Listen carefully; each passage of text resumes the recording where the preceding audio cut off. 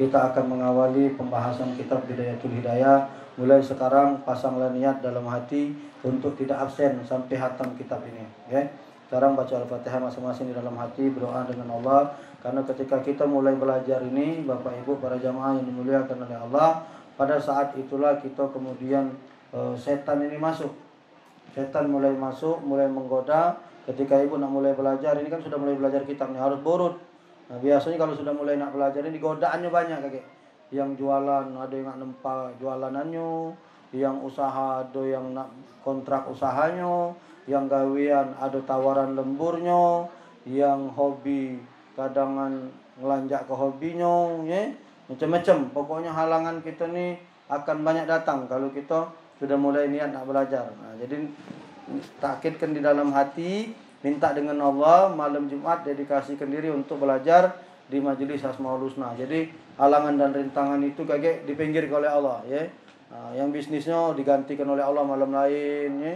Yang usahanya insya Allah digantikan Allah malam lain, yang lemburnya digantikan Allah malam lain, yang hobi mancingnya digantikan Allah malam lain, ya. Insya Allah mudah-mudahan digeser oleh Allah Subhanahu Wa Taala sehingga kemudian tidak mengurangi jatah untuk belajar di malam Jumat. Baik kawan-kawan semua, nanti malam Jumat depan saya akan khusus bercerita tentang fadilah menuntut ilmu biar semakin semangat Bapak Ibu kawan-kawan, bahwasanya para penuntut ilmu ini kalau dia wafat jenazahnya tidak langsung tidak lagi terima tanah, tapi langsung masuk ke dalam surganya Allah Subhanahu Wa Taala, akan langsung disambut oleh para malaikat-malaikatnya Allah Subhanahu Wa Taala. Nutlubul ilma minal mahdi ilal ahdi, menuntut ilmu ini mulai dari buayan sampai ke liang lahat. Artinya tidak ada Bapak Ibu bercerita, Ustaz aku lah tua, umur 40 50, aku baru menuntut ilmu, apa aku terlambat? Tidak ada istilah untuk terlambat. Asal ada niat untuk belajar, mantapkan hati, belajar dengan sungguh-sungguh, belajar dengan sukacita, ya. Jadi biar diringankan oleh Allah. Sama cak saya dulu, ketika saya mentakkidkan untuk mulai ngajar malam Jumat di rumah ini, begitu banyak tawaran-tawaran untuk keluar, ceramah di sana, ceramah di sini, dan alhamdulillah saya bisa menangkisnya. Sampai hari ini dari 2010 sampai 2021 alhamdulillah saya selalu hadir di majelis Asmaul Husna. Cuman sekali selama 21 tahun ini saya sama 11 tahun saya tidak ngajar, cuman sekali. Waktu itu istri saya di rumah sakit. Waktu kami nak kontrol, waktu itu kena penyakit lamu yang lemas itu. Pada saat itu dokternya banyak antrian, tidak bisa ditinggalkan, sehingga saya telat sampai di sini. Saya nelpon Ustadz Ki Agus Surajudin kalau tidak salah waktu itu menggantikan saya. Ya rasanya cuma dua kali. Sekali lagi saya telat landing pesawat. Nah, pesawat saya dari Jakarta saya pulang ke Palembang, pada saat itu sudah pas aturannya, cuman landing pesawatnya delay, saya nyampe ke sininya telat. 2 kali itulah ana tidak berzikir selama 11 tahun, ya. Nah, jadi keterlaluan kalau kawan-kawan sekalian nak belajar absen terus. Ana yang ngajar wae dua kali cuman, ya. Allah ini unjuk 7 hari, Bu. Waktu ini dari Senin sampai Ahad. Nah, jangan nak dipecik hari Kamisnya. Kira-kira ada lembur hari Senin. Kira-kira ada bisnis hari Selasa. Kira-kira nak mancing malam Rabu, Kamis balik. Kita nak mulai berzikir. Jadi tidak mengurangi jatah kita untuk taklim, tapi iwaknya antar ke rumah jangan bunyi mancing bae iwak tak kati ya tak. Baik kawan-kawan semua, tidak ada nyinggung sama siapa ini kan ceramah ini ya. Bapak Ibu para jamaah yang dimuliakan oleh Allah, kita akan memulai bab awal. Ini mulai dari pertama, Bu. Makanya saya bilang bahwa Bapak kawan-kawan pasang niat untuk tidak absen, ya. Karena kita akan memulai dari awal pengajian kitab Bidayatul Hidayah karangan Syekh Imam Al-Ghazali. Ini kitab sederhana, singkat tapi sangat baik untuk kita pelajari. Bab yang pertama adalah tata cara bangun dari tidur, ya. Wahai saudaraku, berusahalah agar engkau selalu bangun sebelum terbitnya fajar atau azan subuh. Nah, jadi kata Imam Al-Ghazali, usahakan bangun itu sebelum terbitnya fajar, sebelum azan subuh. Kalau bisa dan sempat, laksanakan salat sunat tahajud. Tidak usahlah nak 8 rakaat, 3 rakaat witir. 2 rakaat bae jadilah. Ya. 2 rakaat bae jadilah, asa istiqomah. Daripada sekali tahajud 8 rakaat tambah witir 3 bulan tak tahajud. Masih mending 2 rakaat tapi nyambung terus bergoyor witir. Kalau sungkan 3 sikok begini lah. Usolli sunatan rakaatan, usolli sunatan witri rakaatan itu Allahu akbar. Alhamdulillah rabbil alamin, qul huwallahu ahad, qul a'udzu birabbil falaq, qul a'udzu birabbin nas. Sujud, rukuk, assalamualaikum. Itu baik. Ya.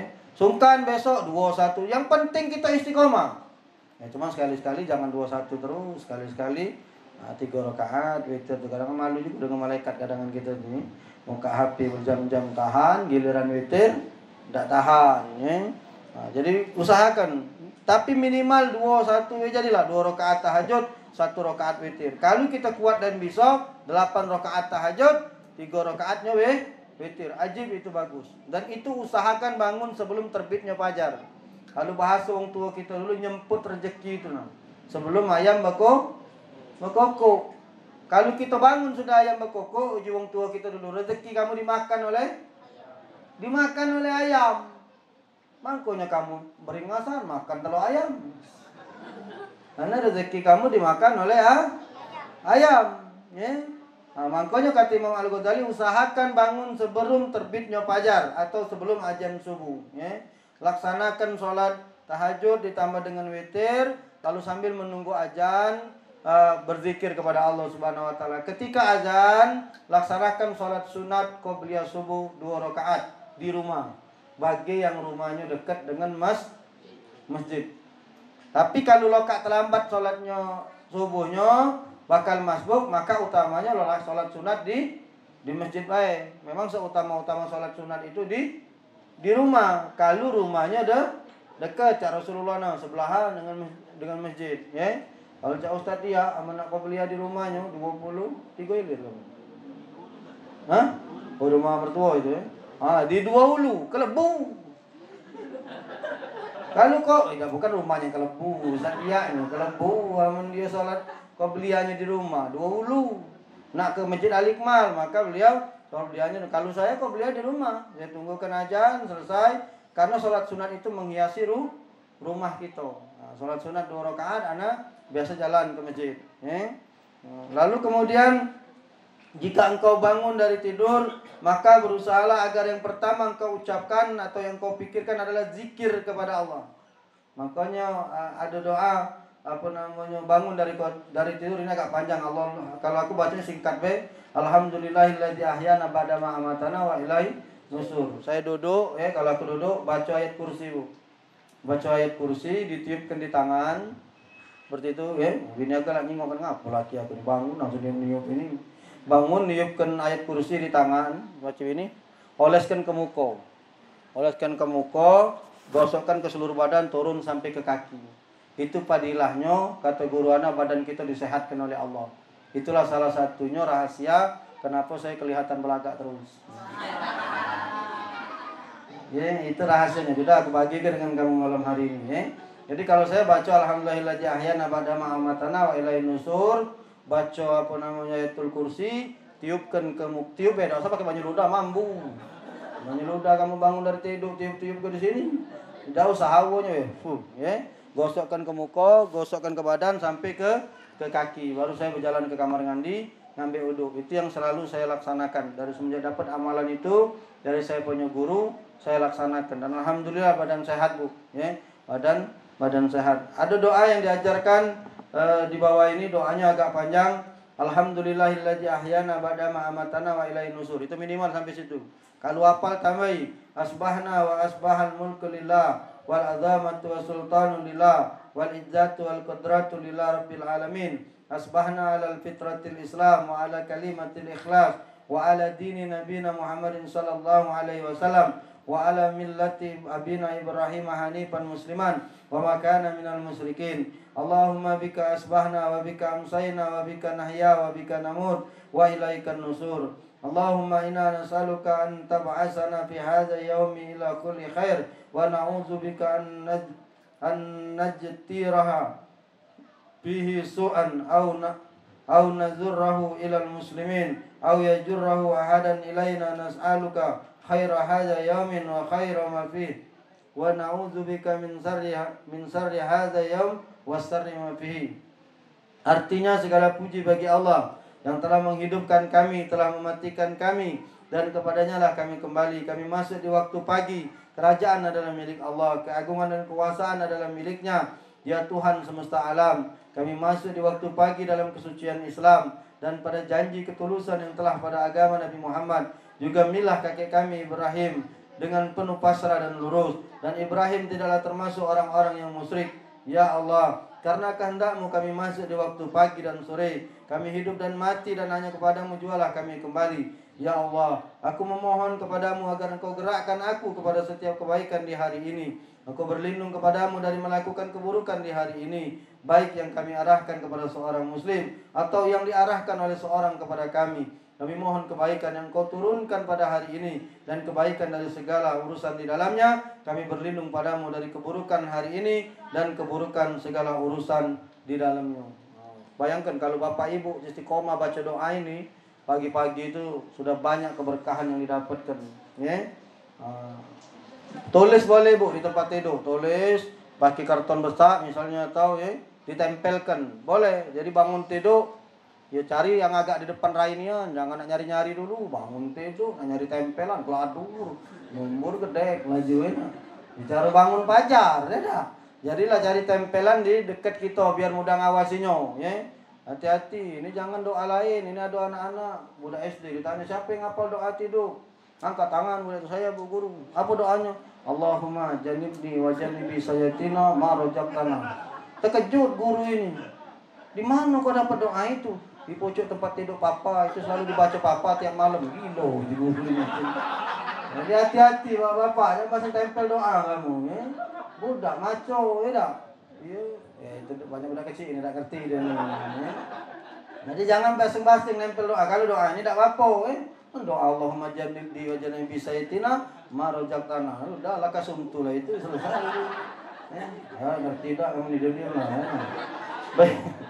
Bapak Ibu yang dimuliakan Allah, maka usahakan kata saya Imam Al-Ghazali bangun sebelum matahari keluar, ya, sebelum waktu datangnya waktu fajar atau sebelum azan subuh. Lalu kemudian ambil wudu. Kalau nak baca amalan seperti saya bilang tadi, baca. Kalau tidak minimal baca doa Allahumma ahyana ba'da mamatana wa ila nusum, minimal situ ya. Kalau nak bisa panjang macam ini, alhamdulillah. Ambil wudu, salat tahajud 2 rakaat, tambah witir 1 rakaat, atau syukur-syukur bisa 8 rakaat tahajud, 3 rakaat witir. Berzikir sambil menunggu azan subuh. Setelah azan subuh qabliyah subuh di rumah, lalu berangkat ke masjid melaksanakan salat subuh berjamaah. Jika engkau memakai pakaian, maka berniatlah untuk menutupi auratmu sebagaimana perintah Allah Subhanahu wa taala. Berhati-hatilah, jangan sampai engkau berniat untuk pamer kepada para manusia, sebab hal itu dapat menyebabkan kerugian di akhirat. Jadi ketika bangun tidur nak pakai baju, niatkanlah untuk nutupkan aurat ibu, bapak, ya. Kawan-kawan, perhatikan aurat dalam kitab Safinatun Najah. Menurut Syekh Salim bin Abdullah bin Sumer, auratnya laki-laki itu dari pucuk pusat sampai bawah dengkul. Saya sering menemukan yang lanang-lanang ini pakai celana pendek. Perasaannya mentang-mentang lanang nyingok ke pukang tak apa. Padahal paha itu termasuk aurat bagi laki-laki. Kalau seluruh perempuan, seluruhnya adalah aurat, kecuali muka dengan telapak tangannya. Maka seluruh perempuan wajib menutupi seluruh tubuhnya. Kalau laki-laki minimal batas pusat sampai dengkul, itulah batasan aurat. Jadi hati-hati kalau sholat misalnya pakai celana koyak di paha, tidak sah itu, karena tidak menutup aurat. Sama dengan ibu-ibu, kalau sholat pakai telekung atau mukena yang tipis. Ada mukena yang harga 35 itu kan, yang teripis nerawang, jilbab, berjilbab tidak, rambutnya kejinguan, tidak sah itu, karena dia nyeplak aurat. Kecuali ibu pakai pakaian yang tebal dibungkus dengan mukena itu tidak apa-apa. Tapi kalau memang tidak berbaju tipis, mukenahnya itu, kemudian tidak berjilbab pula, auratnya kejinguan, maka hukum sholatnya tidak sah. Nah ini yang harus hati-hati. Maka berpakaian itu niatkanlah untuk menutup aurat kita. Insya Allah kita akan belajar besok, lanjutkan bab tata cara masuk ke dalam WC dan kamar mandi. Malam hari ini pelan dikit ya bahasanya, tetapi ini kalau diamalkan luar biasa. Kita sudah masuk bab pelajaran tentang bangun dari tidur. Maka silahkan dipraktekkan. dalam kehidupannya sehari-hari. Mulai malam hari ini praktekkan apa yang diajarkan oleh Imam Ghazali dalam kitab Bidayatul Hidayah ya.